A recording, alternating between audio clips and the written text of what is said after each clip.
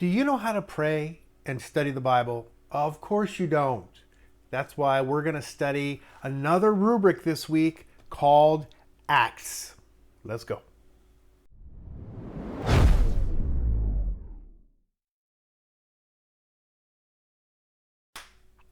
Welcome to the Whole Reason Podcast. I'm your host, Dan Sinclair, and this week we're going to talk about the acronym ACTS as a model for prayer and Bible study.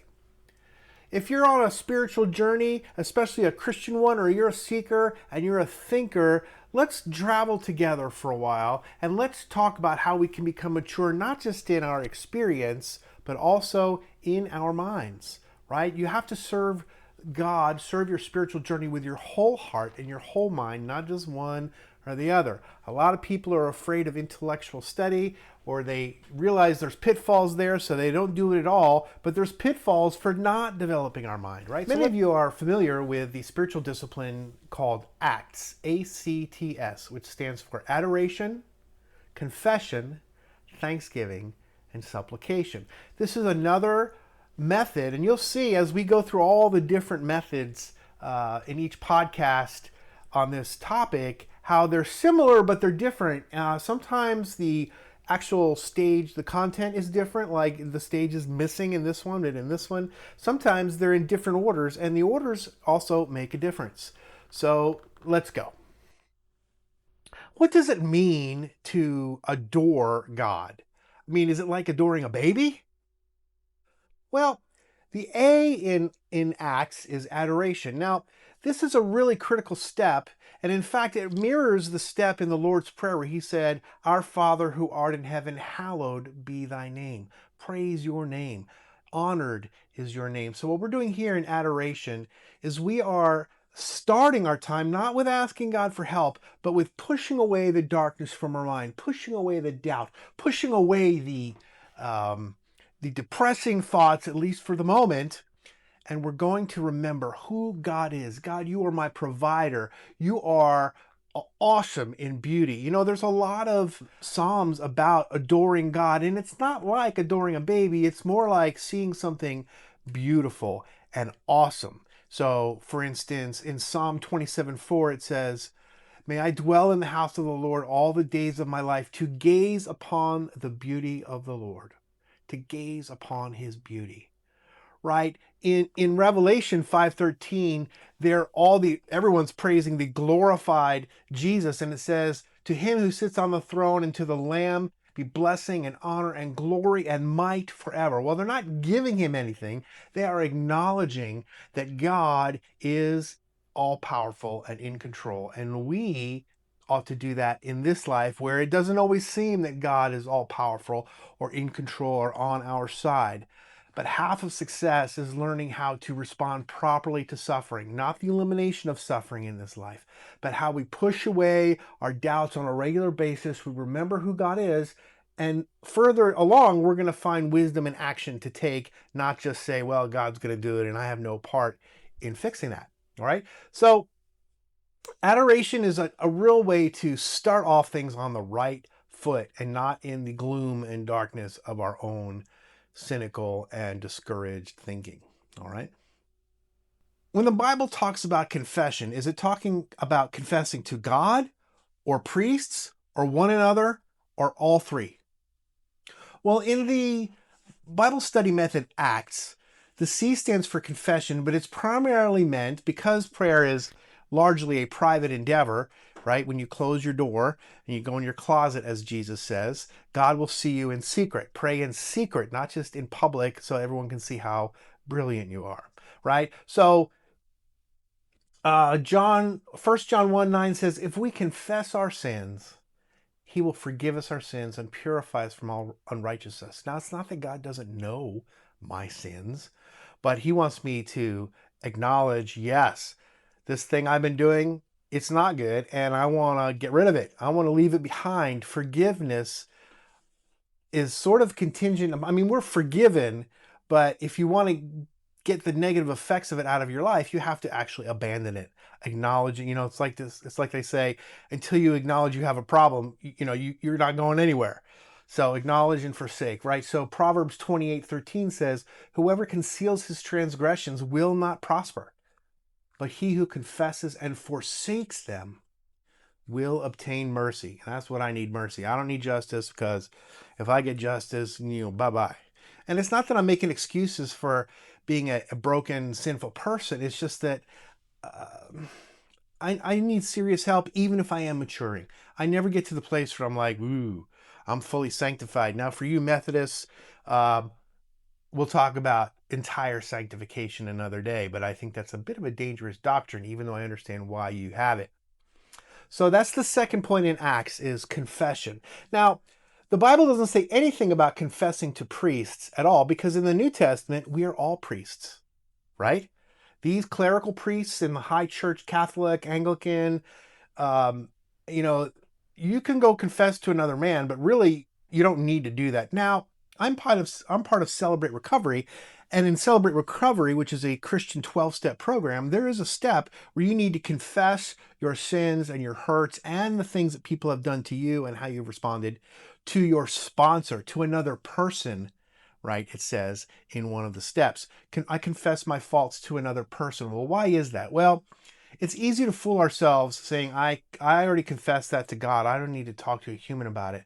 Because when we actually talk to a human, something different can happen. Now, that doesn't mean that human is forgiving you. It means he's helping you to fully acknowledge and fully get it out of you, out of the heart and into the real world, where it can shrink to nothing in the light of day, in the light of honesty, in the light of God's truth and God's forgiveness, right? So confessing to others is important. In fact, in James it says, confess your sins to one another and pray for one another that you may be healed.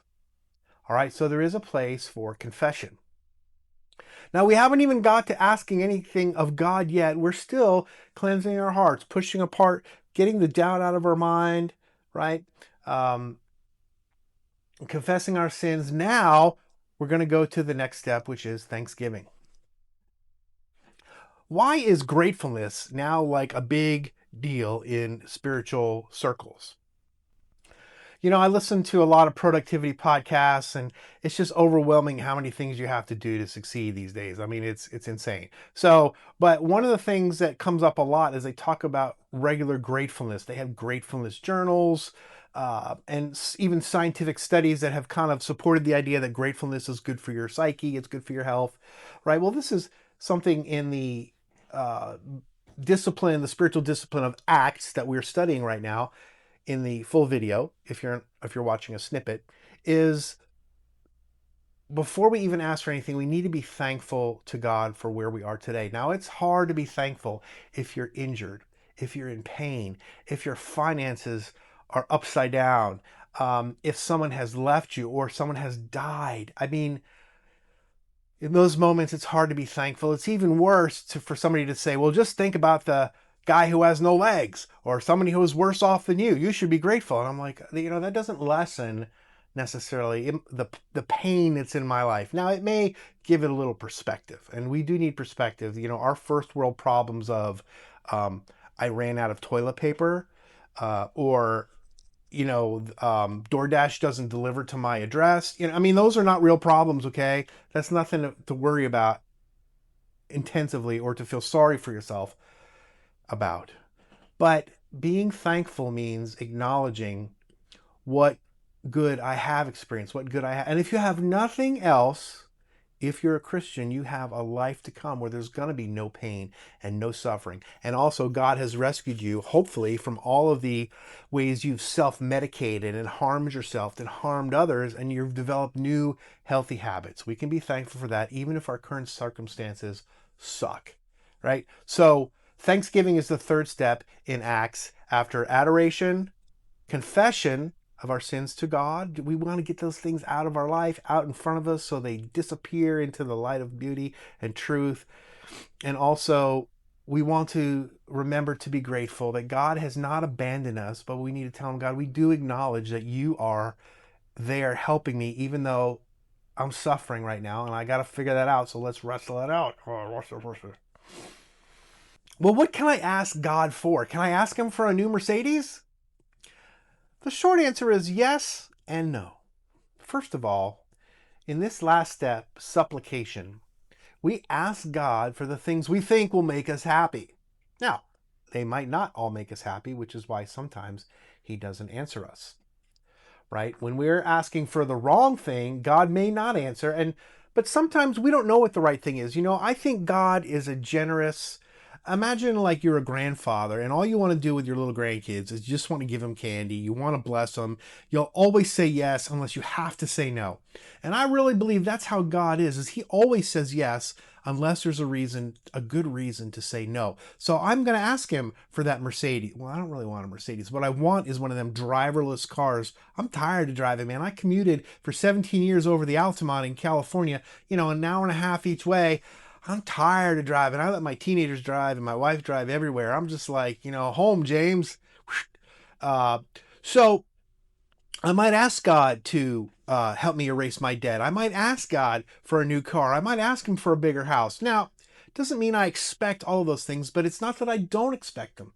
I do expect God to want to bless me when it doesn't interfere with my calling and my walk with Him. All right. So supplication, start asking. You have not because you ask not, the Bible says, and that's pretty serious, right? I mean, Jesus said, you parents, if your children ask you for a loaf of bread, are you going to give them a stone? If they ask for a fish to eat, are you going to give them a snake instead? Well, maybe if you like snake. But if you sinful people know how to give good things to your children, how much more will your heavenly Father, who is perfect in love, give good things to those who ask Him? All right. So don't be afraid to ask for anything, but don't expect everything. Okay. But let's ask. Take delight in the Lord, and He will give you your heart's desires, the Psalms say. As we get reoriented towards realizing that God is the real source of our peace and our happiness, of our satisfaction, that knowing Him and becoming like Him is actually the summum bonum, the most important, the way that humans are fulfilled. Then when we delight in the Lord and everything is arranged with Him at the center, the other blessings can come in like icing. But let me tell you, if all you get is icing and no cake, you're going to get sick. So God might give me a driverless car, but not if I'm not pursuing Him. Duh. Okay. Well, that's it for this week. That's our spiritual discipline for this week, Acts. I hope you enjoyed it. Now let's get on to our book section.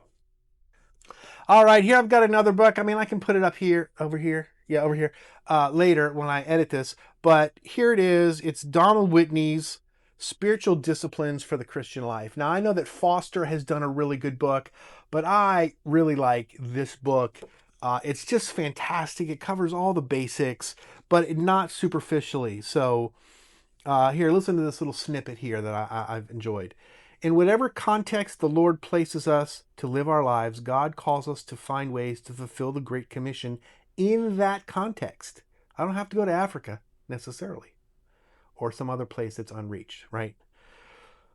God calls us to find ways to fulfill the Great Commission in that context, however limiting it might be. Raising children in the training and instruction of the Lord is one way of fulfilling the Great Commission.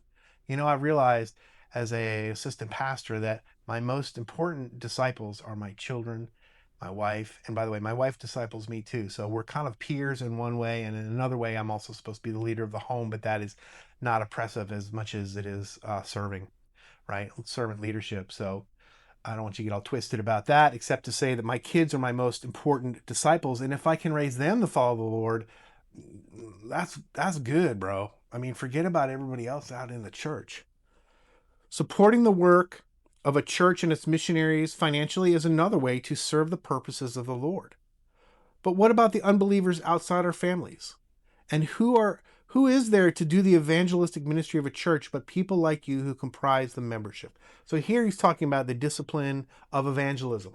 That not only are we to disciple our family, yes, but there are people in our lives that need to see somebody living out the spiritual life and walking it. So that's our spiritual discipline book for this week. I hope you join me for our next episode. Please subscribe, all that stuff, because I'm just a noob here, starting out, wanting to create something worthy and meaningful, and all this life I've lived and studied, I just want to do something cool with it, So let me know, and thank you.